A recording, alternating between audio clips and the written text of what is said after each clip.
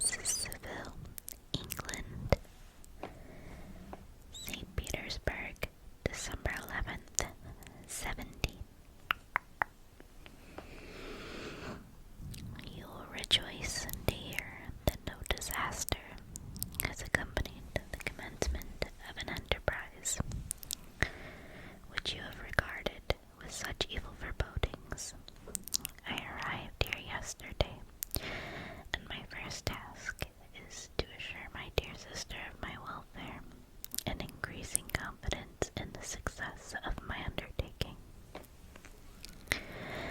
I'm already far north of London, and as I walk in the streets of Petersburg, I feel a cold northern breeze play upon my cheeks, which braces my nerves and fills me with delight.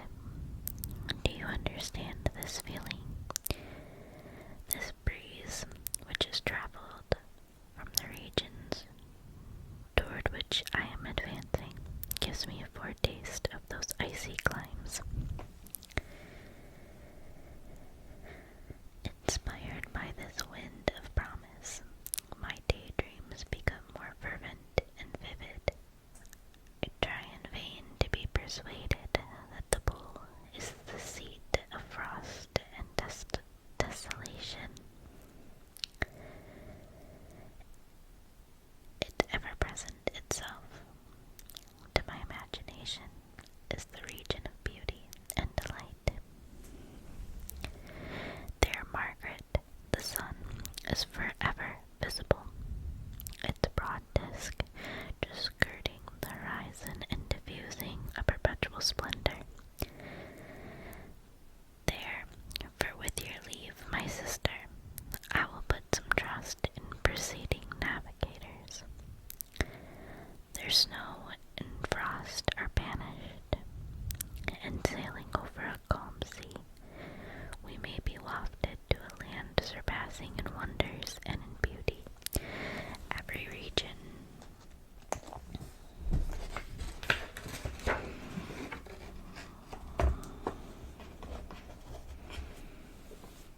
Hitherto discovered on the habitable globe.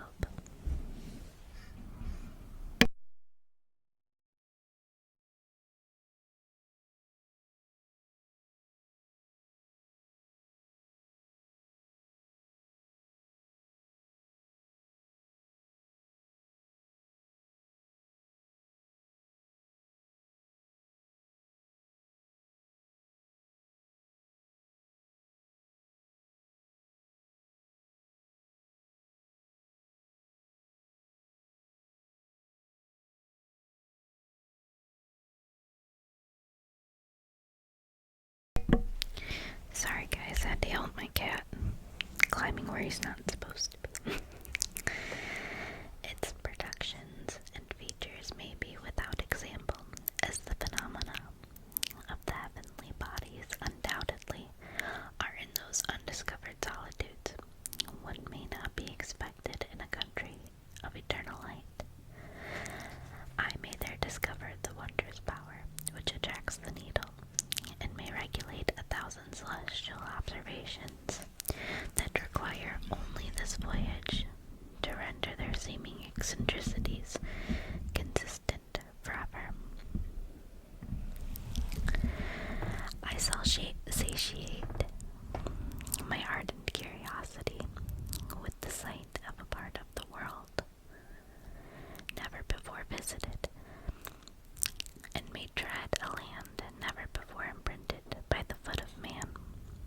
These are my enticements, and they are sufficient to conquer all fear of danger or death, and to induce me to commence this laborious voyage with the joy a child feels when he embarks in a little boat with his holiday mates on an expedition of discovery up his native river. But supposing all these conjectures to be false, you cannot contest the inestimable benefit which I shall confer on all mankind to the last generation. discovering a passage near the pole to those countries, to reach which at present so many months are requisite, or by ascertaining the secret of the magnet, which, if at all possible, can only be effected by an undertaking such as mine. These reflections have dispelled the agitation with which I began my letter, and I feel my heart glow with an enthusiasm which elevates me to heaven, for nothing contributes too much to tranquilize the mind as a steady purpose, a point on which the soul may fix its intellectual eye. This expedition has been the favorite dream of my early years. I have read with ardor the accounts of the various voyages which have been made in the prospect of arriving at the North Pacific Ocean through the seas which surround the pole.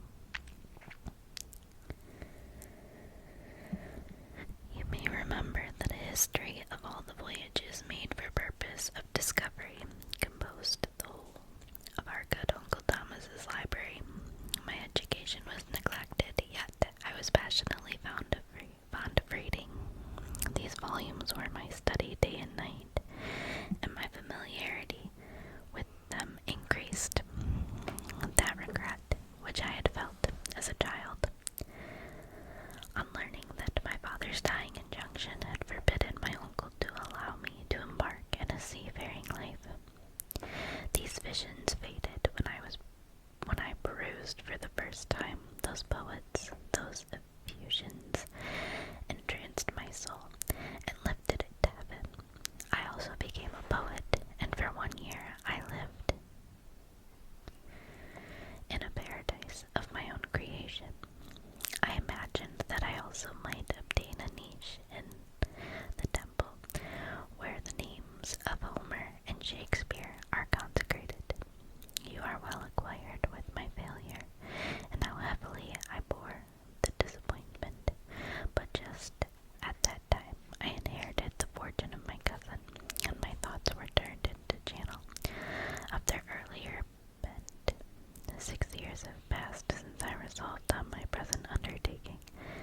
I can even now remember the hour from which I dedicated myself to this great enterprise.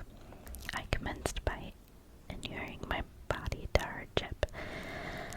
I accompanied the whale fishers on several expeditions to the North Sea. I voluntarily endured cold, famine, thirst, and want of sleep. I often worked harder than the common sailors during the day, and devoted my nights to the study of mathematics, the theory of medicine, and those branches of physical science from which a naval adventurer might derive the greatest practical advantage. Twice I actually hired myself as an undermate in a Greenland whaler, and acquitted myself to admiration. I must own I felt a little proud when my captain offered me the second dignity in the vessel and entreated me to remain with the greatest earnestness. So valuable did he consider my services.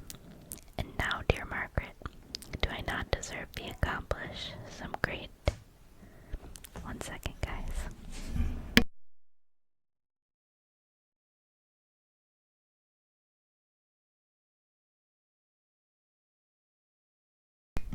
My neighbor's dogs are barking, and my dog was just scratching like crazy, so I apologize. Let's see where we at. Let's start back here. And now, dear Margaret, do I not deserve to accomplish some great purpose? My life might have been passed in ease and luxury, but I prefer glory to every enticement that wealth placed in my path.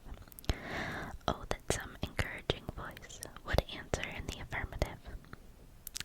My courage and my resolution is firm, but my hopes fluctuate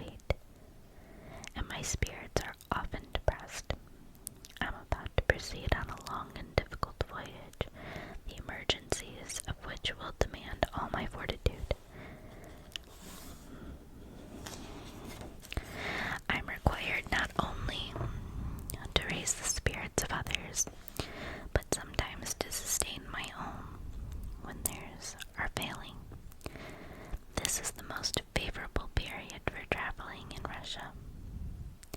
They fly quickly over the snow in their sledges. The motion is pleasant, and in my opinion, far more agreeable than that of an English stagecoach.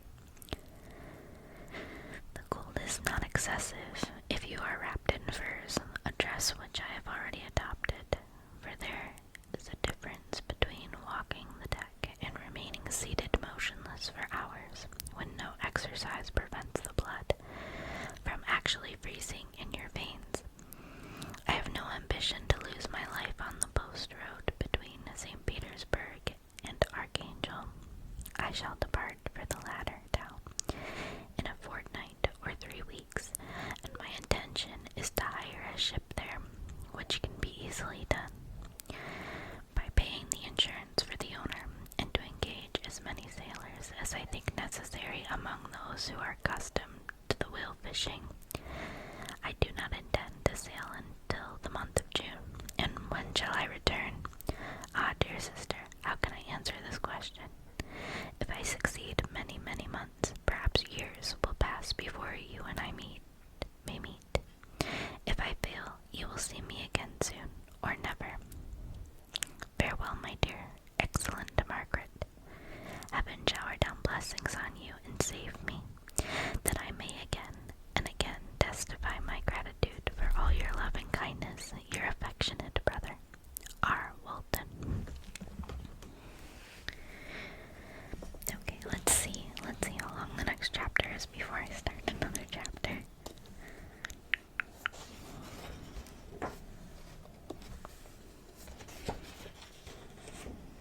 Okay, we can definitely do another chapter. Let's read letter 2. Let me take a sip of my water first, though.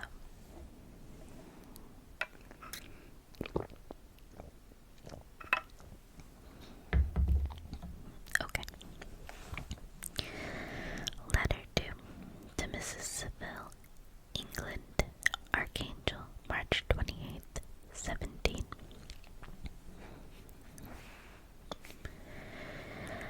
How slowly the time passes here, encompassed as I am by frost and snow. Yet a second step is taken toward my enterprise. I have hired a vessel, and am occupied in collecting my sailors. Those whom I have already engaged appear to be men on whom I can depend, and are certainly possessed of dauntless courage. But I have one want, which I have never yet been able to satisfy, and the absence of the object of which I now feel as a most severe evil. I have no friend, Margaret. When I am glowing with the enthusiasm of success, there will be none to participate my joy. If I am assailed by disappointment, no one will endeavor to sustain me in dejection. I shall commit my thoughts to paper, it is true, but that is a poor medium for the communication of feeling. I desire the company of a man who could sympathize with me. Those eyes would reply to mine. You may deem me romantic, my dear sister, but I bitterly feel the want of a friend. I have no one near me, gentle yet courageous, possessed of a cultivated as well as of a capacious mind, whose tastes are like my own, to approve or amend my plans. How would such a friend repair the faults of your poor brother? I am too ardent in execution and too impatient of difficulties, but it is still a greater evil to me that I am self-educated. For the first 14 years of my life, I ran wild on a common and read nothing but our Uncle Thomas's books of voyages.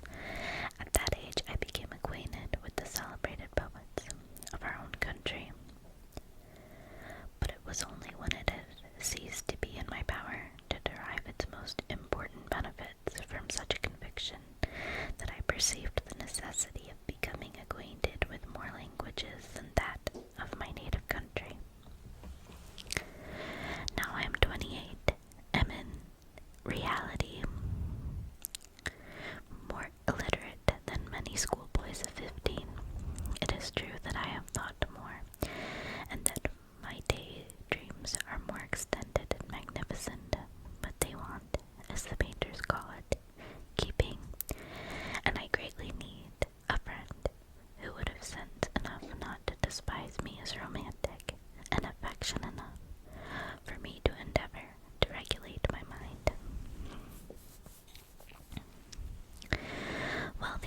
useless complaints.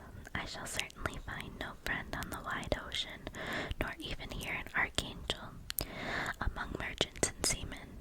Yet some feelings unallied to the dross of human nature beat even in these rugged bosoms.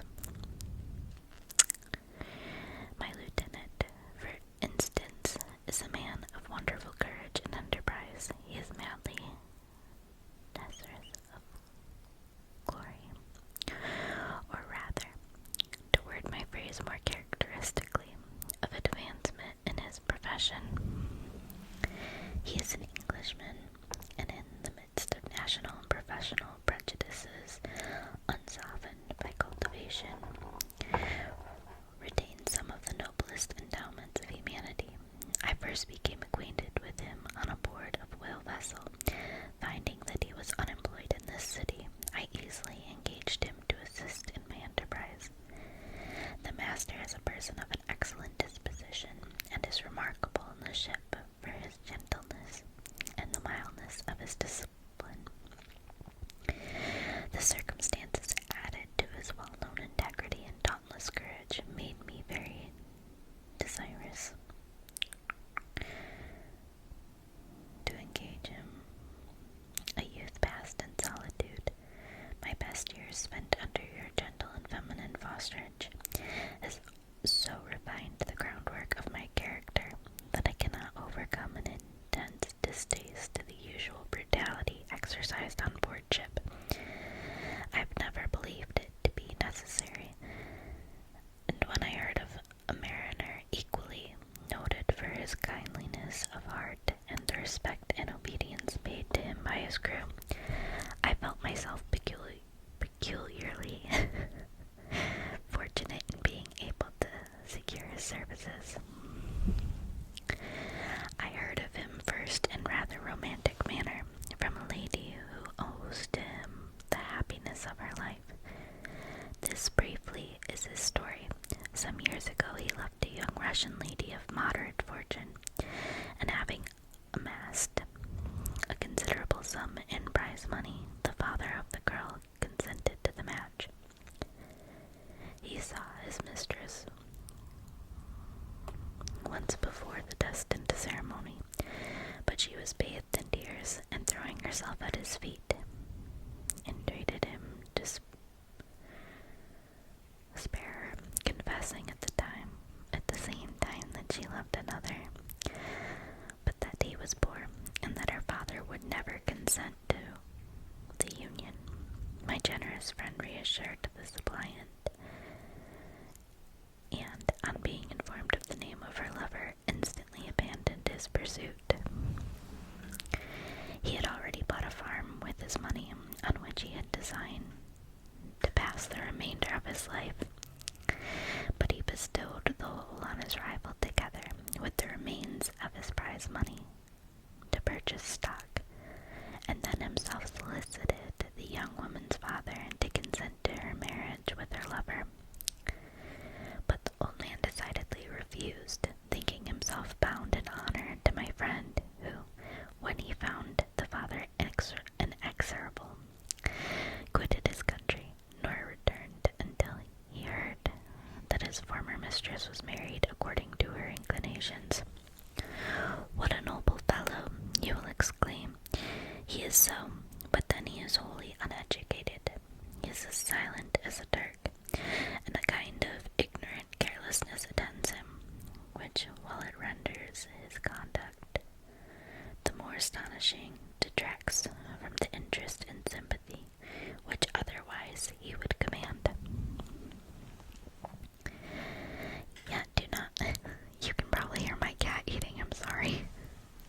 Yet do not suppose, because I complain a little, or because I can conceive a consolation for my toils, which I may never know, that I am wavering in my resolutions. Those are as fixed as fate, and my voyage is only now delayed until the weather shall permit my embarkation. The winter has been dreadfully severe, but the spring promises well, and it is considered as remarkably early season, so that perhaps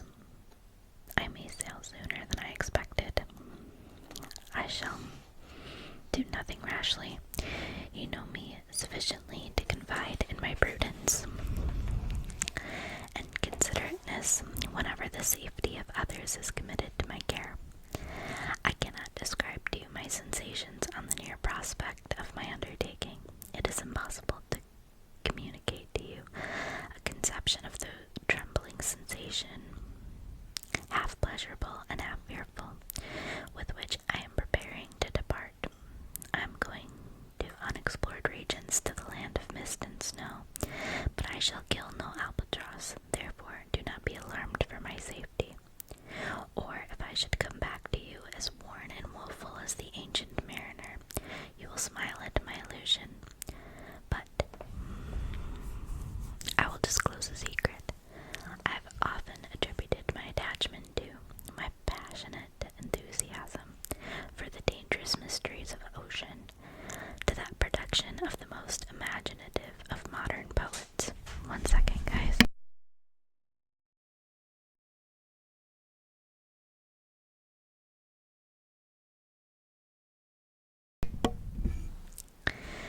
There is something at work in my soul which I do not understand. I am practically industrious, painstaking, a workman to execute with perseverance and labor. But besides this, there is a love for the marvelous, a belief in the marvelous, intertwined in all my projects, which hurries me out of the common pathways of men, even to the wild sea and unvisited regions I am about to explore.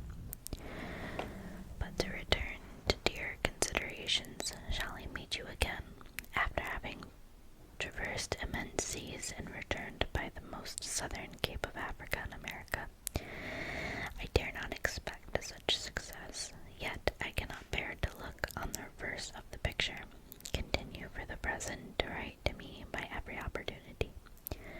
I may receive your letters on some occasions, when I need them most, to support my spirits. I love you very tenderly.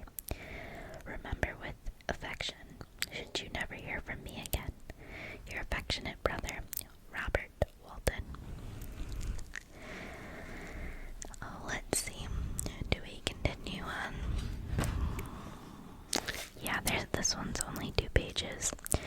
So we're gonna read letter 3.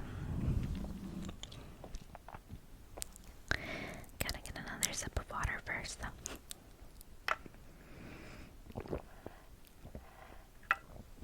Okay. Letter 3 to Mrs. Seville, England, July 7th, 17. My dear sister, I write a few lines in haste to say that I am safe and well advanced on my voyage. This letter will reach England by a merchantman, now on its homeward voyage from Archangel. More fortunate than I, who may not see my native land perhaps for many years. I am, however, in good spirits. My men are bold and apparently firm of purpose, nor do the floating sheets of ice that continually pass us, indicating the dangers of the region towards which we are advancing, appear to dismay them.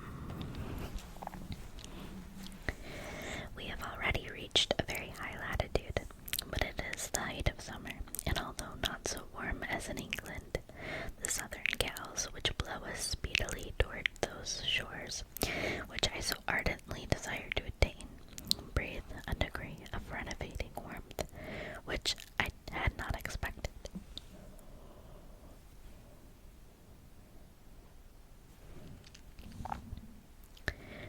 No incidents have hitherto befallen us that would make a figure in a letter. 1 or 2 stiff gales and the springing of a leak are accidents which experienced navigators scarcely remembered to record, and I shall be well content if nothing worse happens to us during our voyage. Adieu, my dear Margaret. Be assured that for my own sake as well as yours, I will not rashly encounter danger. I will be cool, persevering, and prudent. But success shall crown my endeavors.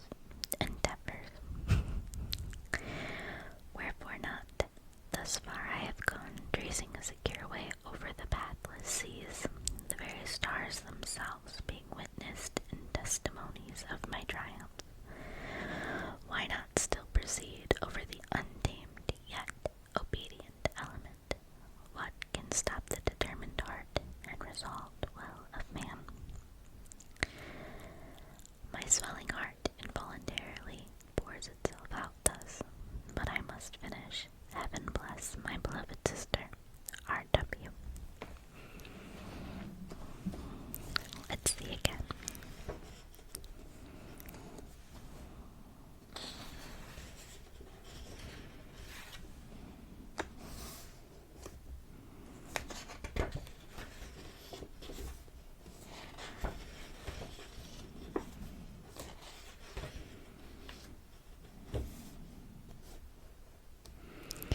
Okay, so we do have one more letter, but we are 30 minutes into this video at this point. So I think what I'm going to do is take a break. My plan is to read a little bit of this and post it in parts. I haven't decided how frequently. I kinda would like to post some daily, but we will see based on when you guys see all of this. Let me know if this is something you enjoy. There are definitely other books I can read that are also in the public domain. I was considering reading Winnie the Pooh, but you guys will have to let me know your thoughts and feelings on that. I hope that this was relaxing for you. Maybe you can use it as a background video or something just to relax you. And while I know Frankenstein is not necessarily the most relaxing story,